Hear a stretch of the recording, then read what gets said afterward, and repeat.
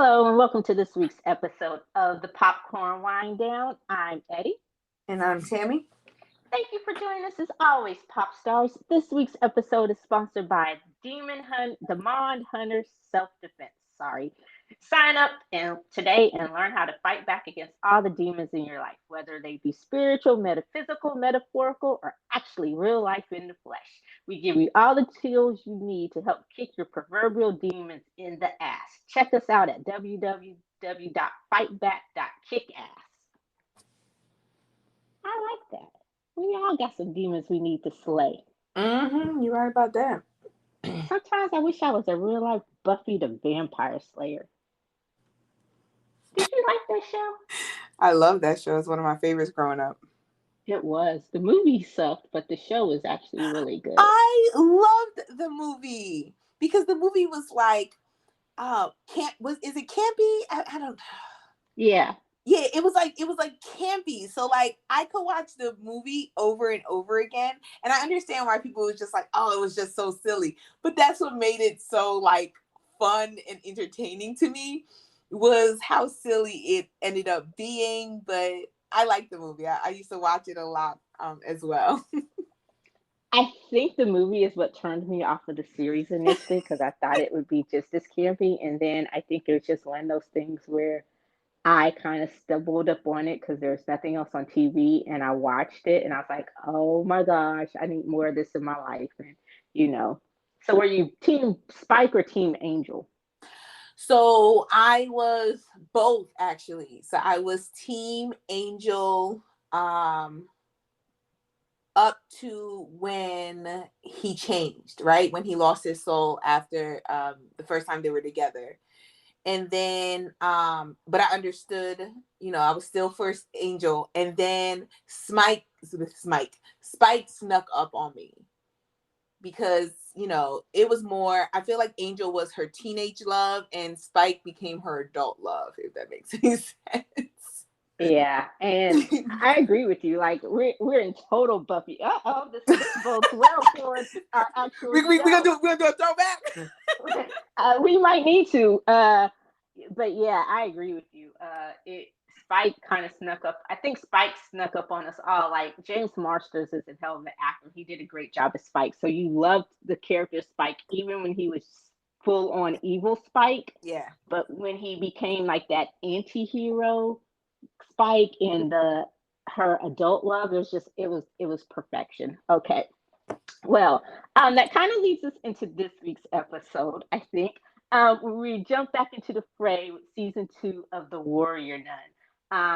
As we catch up with them, as we catch up with Ava and the rest of the sisters of the OSC as they are on the run and scattered throughout Europe after trying to regroup,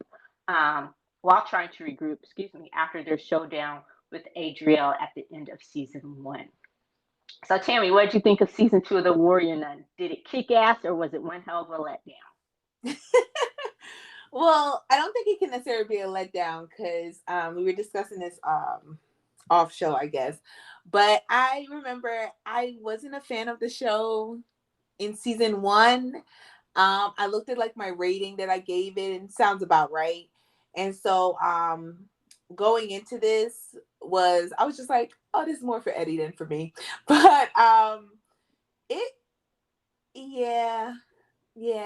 I mean, I think what killed it for me, and I'm just gonna be honest, I was a little bored.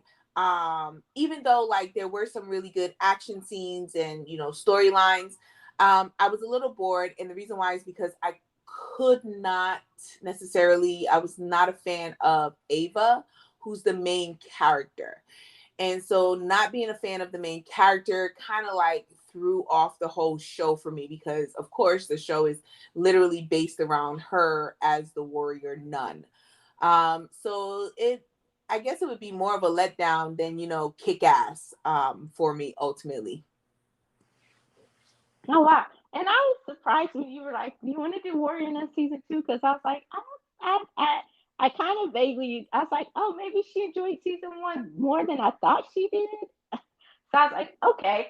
I had forgot. I really did. Like, I really forgot that it wasn't my show. Yeah, I was like, okay, maybe she enjoyed it more. I was like, I was like, okay, she didn't. I didn't think she really liked season one, but maybe I was wrong. Um, but I enjoyed season two obviously more than I thought I would. I was a little reluctant to watch it at first, just because I don't know. I do remember that season one was a bit slow for me. And there were parts that I liked. Like I liked the premise of it, and I know I didn't go back and listen, although I started to, but I was like, nah, it's too late and too much into that. But I was thinking that I was like, okay, season one was a bit slower because I guess they were building up the backstory, introducing all the characters. And I think we both kind of agreed that Ava was a little bit bratty and whiny in season one, Mm. especially the first half. But I really liked season two, how it was more heavy on the action. They did a better job of mirroring the action in the storytelling. And I love the fact that all of the characters seem to have grown and changed while off screen. Um, but it translated really, that growth and those changes translated really well on screen where we didn't feel like we missed anything. Like, some shows they want to go back and give you like a flashback to show you what happened during the time that we were away. And I didn't miss that from the show. Like they didn't need it. And there were moments when you saw the old Ava, um, when Beatrix would call her out and say, you really haven't changed. You still rush head first and not really think about all of this. But there are also moments where you saw that just how much she had come to accept, that having the disc in her back truly meant, and I was happy to see that she wasn't running away from it. She may have been leaning a little bit too much into it at times where it made her reckless, but I did at least appreciate that. So did you like her a little bit better than you liked her in the first season, or was it still nails on a chalkboard for you? Nails on a chalkboard. Damn, like nothing, nothing about her this season appealed to you at all.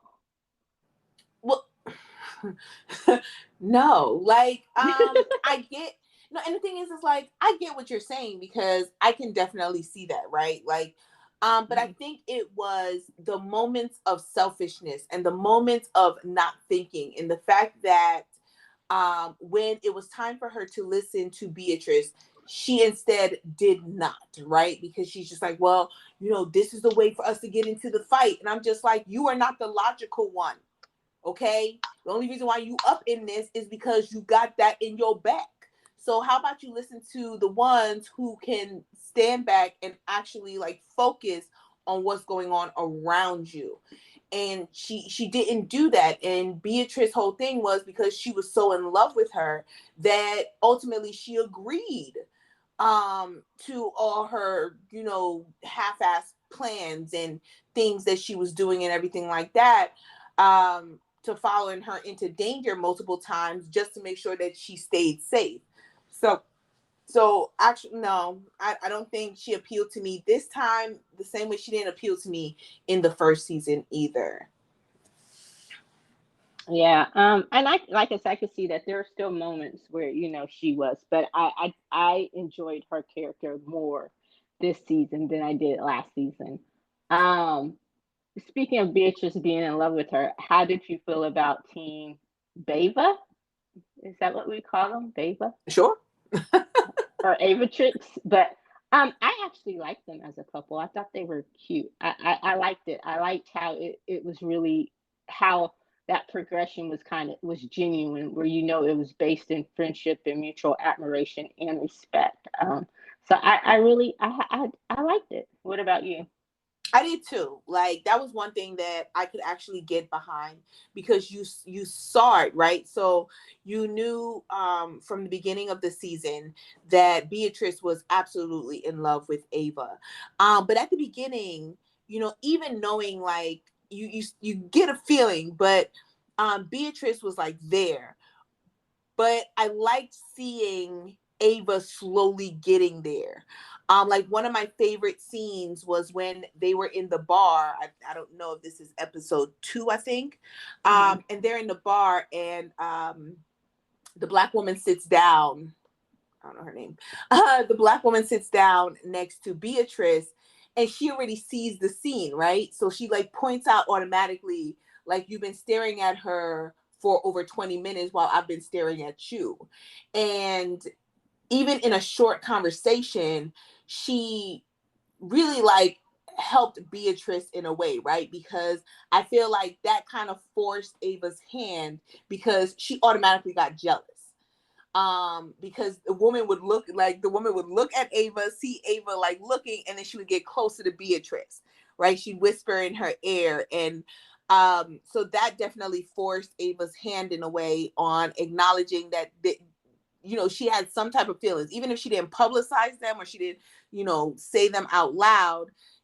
Those feelings started to really come to the surface, even though they were under before. So I did like the slow development of them getting to the point where they fully acknowledged the fact that they were in love with each other, and then also being able to publicly show that they were in love with each other, even though everybody else around them already knew that they were, kind of thing. Yeah, especially on Beatrix's part. Yeah. Yeah, and I loved one of the other things I loved, and just kind of showing the slow burn of it, but it wasn't torturous, and it wasn't one of those boring slow burns, but just the growth, I guess, was when they went dancing, and you noticed it. You noticed the chemistry there, um, and so. And at one point, I'm really glad that they didn't act on it, even though you could see the closeness, you could see the attraction, you could see the push pull. It's because they had both been drinking. I'm like, please don't give us one of those drunken scenes where they have to have this whole awkward conversation, you know. But so I love that when they were out dancing at the bar, and and she was like, I'm going to be the first one to get you drunk with the lemon drop. Like, I thought that was just a cute scene. And even more so a testament to their friendship and the fact that they were BFFs, even more so than they were lovers, especially at that point. It was just, so it was really just a good progression. Yay! I found one thing that you liked about Ava. But speaking of which, did you like Beatrix as a character? I did. I did. Like, she was badass, but still like innocent in a way. And Mm-hmm. I like, kind of being that she was very isolated before meeting Ava, and Ava coming into her life and coming into the convent and everything like that. And kind of like experiencing, having those new milestones in life that had never even crossed her mind to have. So I did really, really enjoy Beatrix's character. The one thing is well, I get, you know what, as we talk, I'm probably going to find more things that I could like about Ava, or I'm going to talk about the positives of Ava's character, even though overall I wasn't necessarily a fan of hers. Because the one thing is that, like, she was trying to prepare her and train her to face Adriel, but I think in a way she wasn't fully preparing her to face Adriel, because um, she was also scared of what could happen if she faced Adriel. Like, maybe, you're not going to survive, or you're not strong enough. You're not ready to ever face, this angel that's out there. So other than being a little too cautious sometimes on pushing, like, I think at times Ava really needed somebody to push her and to like step on her, to let her know, like, hey, you're failing because of this, and you need to get your shit together, which probably would have been Mary. Um, would have told her to get her shit together. But with Beatrix, she was more, subtle and nicer about it. And Ava didn't always need that sweet, nice reaction to her moments of crybaby and whining, if that makes sense. Yeah, and I think if it was anyone other than Beatrix, I mean, I'm sorry, if it was anyone other than Ava, I think Beatrix would have been harder, like she was with Yeah. Camila when she left her post. And I agree with you. I think it had to do with her. She pushed her when she needed to push her, but she didn't push her as hard as she should have or would have if she were anyone else, because of her feelings for her. You know, but I love those characters, and I love them together. And I was like, okay. And it also surprised me because, like I said, I didn't really go back and watch last season, or I didn't listen to last season. But I was surprised that they were the two that ended up on the run together. Because the end of last season, it just ended with them at the Vatican, and Adriel escaping. So we knew Mary was not long for this world. We had already seen, that something had happened to Mary, but so when we get the opening scenes and see how it plays out, and how, because I think it's what, 2 months later or 2 months after the event at the Vatican that we pick up. Am I correct? If I'm I not think it's mistaken, three. Okay. three. Yeah. So, when we see that Beatrix is the one that actually ended up with her, I was like, okay. And because I was like, I don't know if I was mistaken, but Beatrix was the one who was also slowest to come around to trusting her last season, if I remember correctly. So I was like, okay, so that was just interesting. I love the pairings of how they slipped off, and Mother Superior and Camila. I loved Camila. I think, Ava aside, like you said, I love the fact that Beatrix was kick ass, and she wasn't necessarily one to just start a fight, but she would finish it. And I'm like, damn, you know. So I love that. Like, one of my favorite scenes with her is when she told those the monks, whatever they were called, at the end, where she was like, I will not let you come between me and Ava. And she pulled down that chain link mask over her face, and she just kicked Mm-hmm. ass. I'm like, oh shit. Like, she I was like, oh fuck. When she tied it back, I said, "Oh, it's about to go down." Thank you. When she told him, she's like, you can either leave here now on your own, or you not leave at all. I'm like, oh, like, and so I love that. Like, and I think that's one of the things that I liked about the show in general, is that all the women were kick ass in their own right. Like, it wasn't just up to Ava to save the world, even though and I love the talk that Mother Superior had with her when she was like, look, I know that you have more or less, a greater responsibility by having the disc, by being the disc carrier, disc bearer, whatever you want to call them. But you don't have to take this on all by yourself. Like, and it's one of those quote unquote superhero shows where everyone else is not helpless, where it doesn't fall upon you to do every single thing. Like, they all can hold their own. And I love that. Like, they may not be as powerful as she is, or be able to do the things that she can do, but they all, in their own right, have their own sense of power, their own strength. And, so, like, not to get too far ahead of ourselves, but when Beatrix left at the end, it's like you knew she was going to be okay because she could take care of herself. You know what I'm saying? So I just love that sense of female empowerment that comes from that, and how they were the strongest characters in the series, throughout the series. Because I hated the Pope. I thought he was, no offense, dear God, don't smite me, but He's I thought a he little was, asshole, actually. yeah, he was useless. He was a useless asshole, and like, he didn't want to do anything until Adriel started testing his power. And that scene where they were at the conclave, and Mother Superior stands up and she's like, it's not about protecting you and your power, it's about saving the world. But y'all, basically they didn't care about that. They just wanted to continue to have their power. And I was just like, God, it's so typical. But yeah, I did not like the Pope. What did you think about Lilith? Um. So for Lilith, I understood Lilith's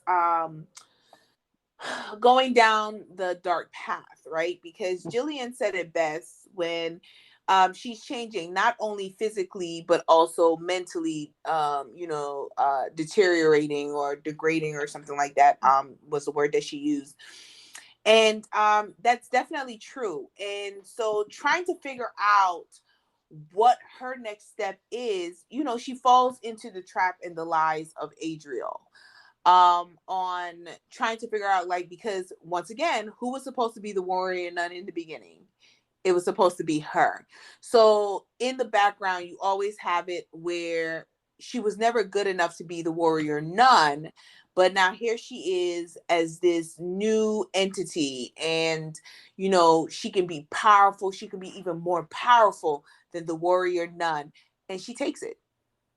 And whoever is willing to give that to her, to boost up her ego in that way, she is going to go down that path. And so that's definitely what I saw. I also like the ending when she says there is a holy war coming, and I hope that we're fighting on the same side. Yeah, like, go ahead. No, go ahead. I was gonna say Lilith is she's your typical anti-hero, but she's so good at it. Like, um, and Mary, you realize Mary is the one that kept her tethered to the OSC and kept her tethered to the straight and narrow. Not bringing any kink in here, because long before 50 Shades of Grey was a movie and a kinky book, it was just the same. And she's the embodiment of that gray. It's not black and white when it comes to Lilith. She does some questionable things, but like you said, you understand why she aligns with Adriel. He, no pun intended, literally opens her eyes to to the power that she truly wields. So you have to be able to appreciate that. Like, but you realize that it was one of those things, and I loved how they did it. I love the juxtaposition while he's telling his version of the story to Lilith. Yasmin, the new nun, I think that's her name, Yasmin. She was telling the story to the OSC. Yeah. And it was like, wow. And you realize that the truth really is in the middle. And what happens and the way he sees it, like, of course he's painting himself out to be the good guy. And the victim and the hero of the story, and his love was just perverted by the cross and the power. And it's like, and the whole time that they're talking about whether he was good, whether he's really an angel, and I'm like, but do we forget that Lucifer was a fallen angel and how he was God's right hand man before, so it was just like, wow. But yeah, so on one hand, it's like you say, you can't blame her for taking her power, and I think something kind of broke in her when she realized that Mary was really gone. Yeah. And so she was looking for that connection, and when she goes back, and I think what really really breaks her is when she goes home and her mom just throws in the fact that you're not the warrior nun, and she's like, but I'm still, I'm still worthy, I'm still powerful, I have the scars to prove it, look at all the good that we've done. And her mom is just like, all I see is someone who's not the fucking warrior nun. Like, wow. you know um and so I was just like, wow, that explained a lot. And so when she went to Adriel, when she ended up at Adriel's quote unquote doorstep, I really wasn't surprised. And even when they had, I guess, demon sex, I don't know what that was, but I was like, I said, okay, I'm not surprised. It's weird that this is kind of hot the way that they're portraying it. But at that moment, it was just about two lonely creatures, even though, Adriel was the epitome of evil. The one thing that I got is that, and of course, being locked in the tomb for thousands of years, you would be lonely. And you almost saw the humanity in him at that moment. But it's just like, okay, So as much as I know this is probably not going to be a popular opinion. I actually liked Lilith, and I understood why she was doing the things that she did. Not justifying them, but I was like, okay. And so I was like, she's going to be the anti-hero of the series, I guess, if it continues. What did you think of Adriel, since we keep talking about him? Do you think he was the perfect big bad?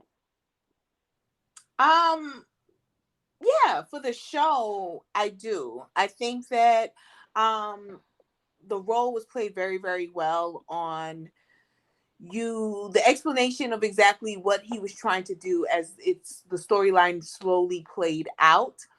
and how he was getting all of these people to fall for his tricks and, you know, showboating and all of this in order to accumulate the following that he needed to gain the energy that he needed in order to take over.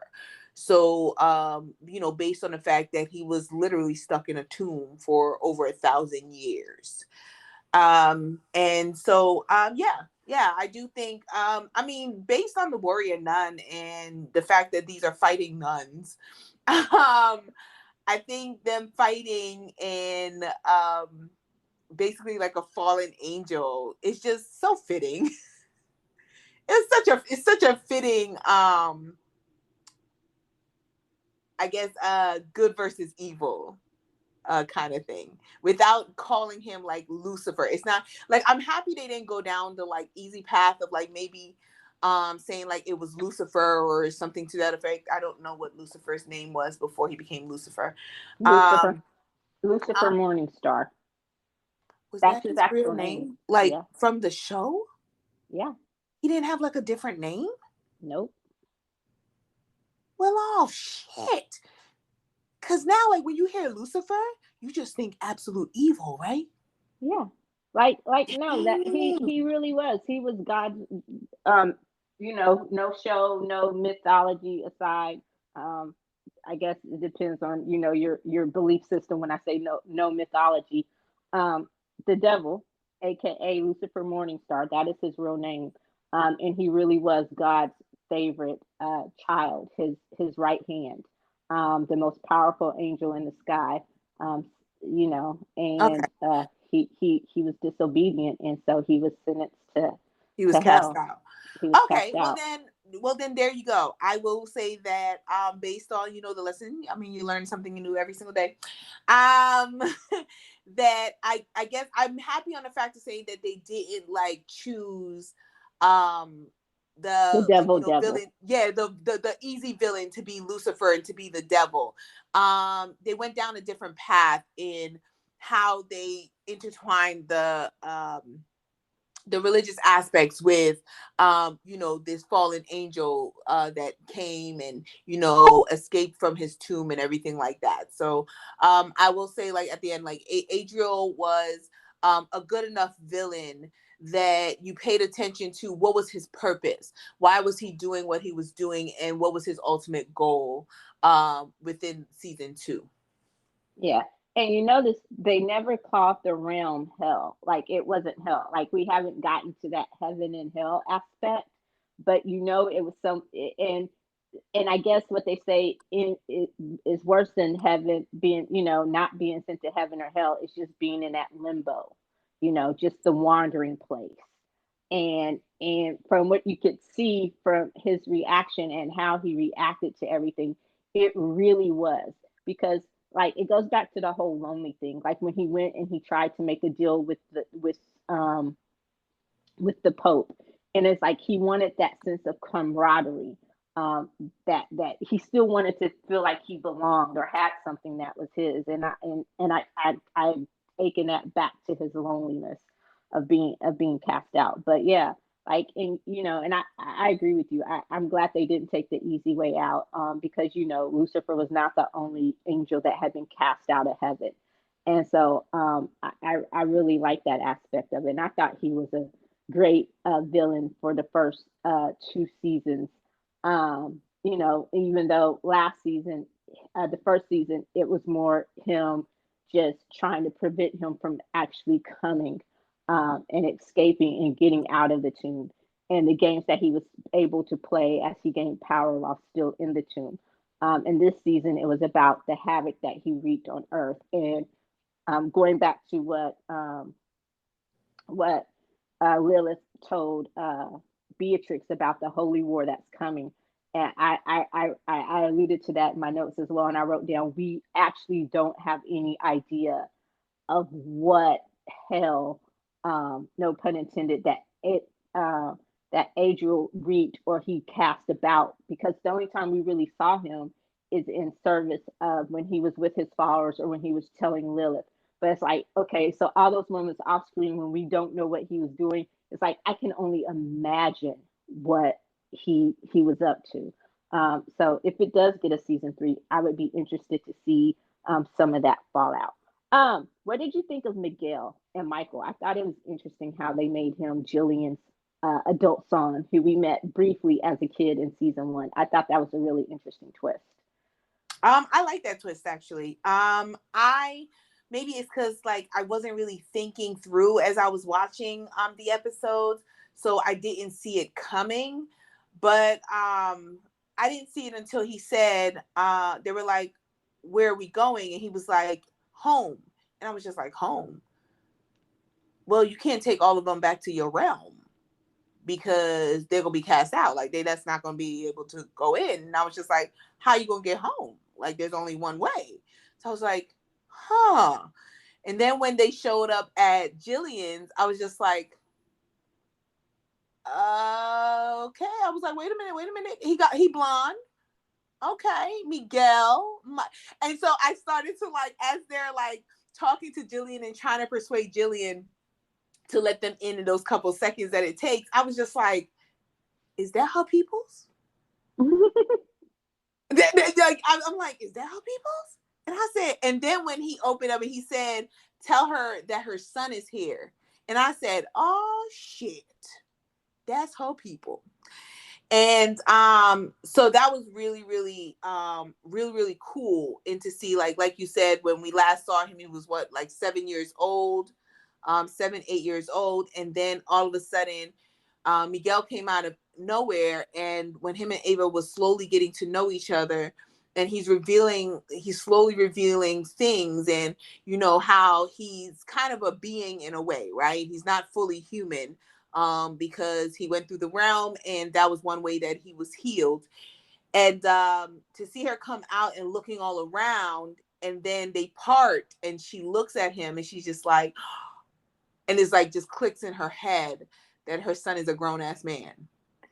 And so I did like that. I also liked the moments when he would sit in what was his space, his bed, his bedroom, with his wall, with, you know, the machine, the drawings of the machine. And he would kind of like just be, I guess, reminiscing in a way and talking to her. You know, they had a moment when she came in and she sat down next to him, and he was just like, he doesn't fully remember before, you know, he went to the realm, but he remembers certain things. Like I love the moment when he talks about how he couldn't go to the park, and so she built a park for him, and they Yeah. played in it all the time. That was a really, really nice moment that they had. So I liked Miguel more when it was revealed on what his role was in the story. In the very beginning, like I was just like, please don't let this be like he's a foil for Beatrice and Ava, because you know it just brings up jealousy for Beatrice, and you know, but I never got the vibe from him though. Like I didn't necessarily get the full vibe from him that he was really feeling Ava, you know, feelings, whatever. But yeah, so ultimately, yes, I did like that twist. I like the role that he ultimately, like, you know, towards, like, once it's revealed who he really is, you know, plays, and you know, when he reveals, like, you know, what his life was like living in the realm and everything like that. Yeah. And I also think it was a good redemption for Ava. I mean, for Jillian. We understood her last year to be the mad scientist, and I guess as far as in the physical form, until we get to Vincent, who we're going to talk about in just a moment, she was the big bad. Just and you never really understood her motivation. Billionaire scientist, mad scientist, and then you get, oh, because her son is sick, but and it still wasn't really a justification, you know. So this season, I think, was more or less her redemption arc. You know, especially when her son went through the realm, and that's what she wanted. But he's like, "Come with me," and she didn't go. And even then, even at the beginning, I think it was what, the second episode, where she was helping Lilith, and Lilith was like, "Oh," so and she slips up and she says, "When we try it again," and Lilith was like, "Again?" like I went through that thing once, and I told you, even though I told you what I experienced there, you still want to send me back. Like you still want to use me as your guinea pig because it's just all about you and getting back your son, you know. And so I was like, oh, okay. And so I was like, all right. And you see that she really was trying to be better. So I kind of like the redemption arc, and I like the moments with her and grown up Michael, and you kind of got to see a different side to her. Um, and then there's a moment when she had the glasses after we found out about Camila being, I don't know, possessed or having Adriel's mark on her. I was like, what is she going to do? But when she actually was honest with Camilla and told her the truth that, hey, Adriel is getting to people. He's amassing power by stealing the prayers. I was like, oh, okay. I was surprised that she told her that. So I really liked that she was helping, and that she served as more. We got to see a different side to her besides the mad scientist that we saw and thought that, okay, she's still the mad scientist, but she put her powers uh, to use for good, and I appreciate that about her. All right, my last two. I did not believe Vincent's 360 redemption arc. Like, I was like, really? Like, did you? That was the Pope. That was not the Pope. That was the priest, right? Yeah. No. I thought he should have died. I thought Mother Superior should have killed him in the woods. Yes, I agree with you. Like his his whole redemption, like you were so gung ho, and they've been telling you, and you knew, and it's just like I don't I never really understood what he would have gotten out of it. Like that part to me is still a mystery. Were you in it for power? Like what was it? Did you I ever? like no. Like I think it was believing the unbelievable, because when you have faith, you believe you believe what you cannot see anyway. Hmm. So because you saw that even with the followers, right? Because if you're really like looking at that, we kind of fall easily for that, because we're always told that things that we cannot see necessarily in front of us and that we cannot touch, these are miracles. So when something amazing happens, it's considered to be a miracle. So we're very susceptible to believing that I could see a lot of people who were very susceptible to believing that Adriel was the second coming, right? And that he was all powerful and that he was going to change the world, because the world is fucked up as it is now. We know that. And so I think that's ultimately what Vincent kind of fell for, was when you spend your whole life believing what you cannot necessarily see and what you cannot necessarily touch, and somebody comes and shows you that power in front of you, then you're just like, okay, I'm behind you. I got this, because isn't that kind of like the path of Jesus, right? On showing them, hey, this is what I can do, and then he slowly amasses, not to compare Jesus to Adriel. I get what you're saying. I was like, oh goodness gracious, please don't like shoot me down or anything. But like you slowly amass followers to the faith, and so I feel like Adriel was the same way. So that's how he got majority of the church, of the leadership in the Catholic Church, to also get behind, plus demons. Yeah. But for Vincent, I don't know, like maybe I'm just overthinking it or No, trying to excuse it, but no, he I still get should have it. died in the forest though. Yes. Adriel, and I think you summed it up perfectly. For a lot of people, Adriel was this our a real life version of the burning bush. He was a manifestation of all that they had given their lives to Yeah. believe and promote. And so now you have that because as believers we all have moments of doubt of, is this real? Is it really just a Wizard of Oz type scenario type thing?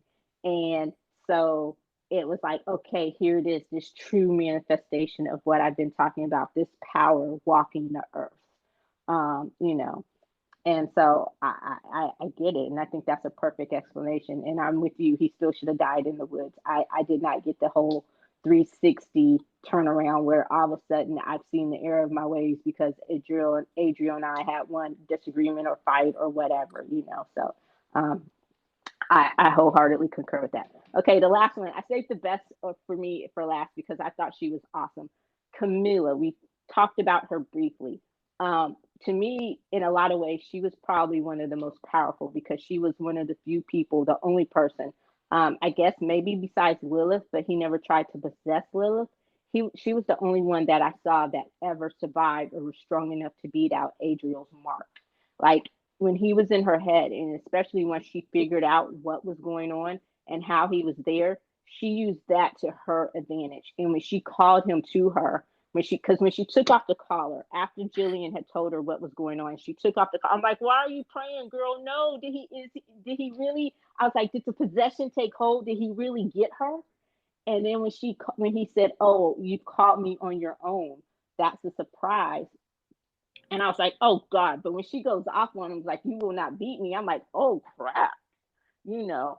And when she goes to the and she could withstand the power of the cross, and she used it to like subdue him. I was like, okay. So I thought she, in her own way, she was truly one of the most powerful. I will agree with you on that. I will say the actress didn't sell the character for me necessarily. Cute haircut though. I loved her hair. Yeah, but I could not, like, the actress was just, she was so blah to me. But the character, yes, because when you look, it's kind of like, oh, she's supposed to be the weakest one, right? And even when she like tells Beatrix, like, you were so hard on me, before, but I'm not the same person, just like you're not the same person, just like Ava's not the same person. And when she kind of tells Beatrice that, like, you also have to give me the opportunity, and Beatrice kind of hears her. So then when they go to the museum, and she says, okay, I want you to be the lookout, and she's like, what? And she was just like, oh, so you still don't trust me to handle myself? And she was like, no, it's because I trust you that I need you here just in case anything tries to come behind us. And so, and then that's when you really get to see, like, Adriel, like, in her head, and, kind of like possessing her in a way. And I'll agree with you. I think one of the most powerful was her using that connection in order to destroy the cross, and to basically call him down, right? Without even realizing what was happening below, but still without realizing that, using the power and the strength that she had in order to subdue him in her way to help the sisters in defeating Adriel in the end. So yeah, she definitely came into her own even more in this season, and showed that she's an intricate part of the sisters. Yeah, I just wish it was a different actress, but other than that, yeah, as a character, I definitely agree with you. Yeah, and I loved her hair. I thought her hair was so cute. All right. Well, I think I know the question to. I think I know the answer to my next question. I will say I'm all in on season three. I'm thinking I enjoyed this a lot more than I enjoyed season one. Season two, and it's rare, because a lot of times season it's hard to top the first season of a show. But I think for the second week in a row, in my opinion, season two to me was more enjoyable than season one. Um, so I'm all in for a season three. I would love to see this holy war, or the beginnings of this holy war that Lilith alluded to. What about you? I'm not for season three, but I agree with you that season two was better than season one. I will agree with you in that. As we were talking, I definitely see, differently, which I think has been happening, like, for our last couple episodes. Whereas we're talking, we kind of like evolve in our opinions of the shows. But so yeah, I can definitely see people wanting season three because season two was better than season one. But I will say I am still not a fan of the show. So Eddie, if season three comes out and I say, hey, let's do season three of Warrior Nun, please remind me that I am not a fan of this show. I will. I'll be like, you might want to rethink that. The first, because I'm like, well, maybe she just enjoyed it more than I thought. But okay, whatever. Completely forgot. So just please remind me if I try to bring it up to do another one. just remind me, hey, you remember you wasn't necessarily a fan of season 1 or 2. So how about we do another show for Okay. the episode? So, having said that, that's a great segue. How, gosh, I'm scared to ask. How are you rating season 2 of The Warrior Nun? How many popcorns is it getting or not getting from you? So I am actually going to rate it higher than season 1 because I do feel that season 2 was better than season 1. So I'm going to give it 2.5 popcorns. When I went back and saw the rating, I actually rated it pretty low for season 1, but 2.5 popcorns. I definitely see good parts of it. I will say that bringing it down because once again, I'm not a fan of Ava at the end of the day. 2 seasons in, and she has not brought me over to her side to support her. But the other sisters, great new addition, new characters were brought in. Really like the progression of like certain characters, but Ava just kills it for me. So 2.5 popcorns is what I'm giving season 2 of Warrior Nun. What about you, Eddie? I don't remember what I rated season 1, but I really enjoyed season 2 a lot. And so I am going to give season 2 4 popcorns. It was really, I really enjoyed it. It was right up my alley. Perfect mix of action and storytelling and drama. And like I said, there are some holes, but nothing's perfect. But this was a really good show, and sometimes um, I get a little iffy about shows dealing with this type of thing, just, because I'm like, I don't want to be smited down and realize that, there's a line between fiction, but I really enjoyed the show. And I am all in on season 3, Netflix. I hope you hear me. Um, and I guess that does it for this week's episode of the Popcorn Wind Down. Please be sure to like, listen, follow, comment on anywhere where you listen to your favorite podcast. Yeah, we got it like that. We global, y'all. You can also keep up to date on the latest in entertainment and pop culture goodness, as well as other amazing latest in entertainment and pop culture news. I cannot talk today, as well as other amazing kernels of pop culture goodness at the Popcorn Wind Down. That's it. That's the plug. Pop, pop, pop, pop, pop, pop. And gosh, this year, 2022, is coming to a close. It is December, y'all. So you know what that means. Our next few episodes are going to be our wind down series. Yes, the ones that you come to love. We're going to do our favorites, giving a new spin to our top 10s. So keep a listen. Of course, the Golden Goblets are coming up. One of my favorites. I love the Golden Goblets. And also, this year's Christmas movie is Something at Tiffany's. Is that Yes. right? Yes. So, just over the next few weeks, keep it locked to all the socials to see what is airing when. And until next time, I'm Eddie. And I'm Tammy. Bye. Peace.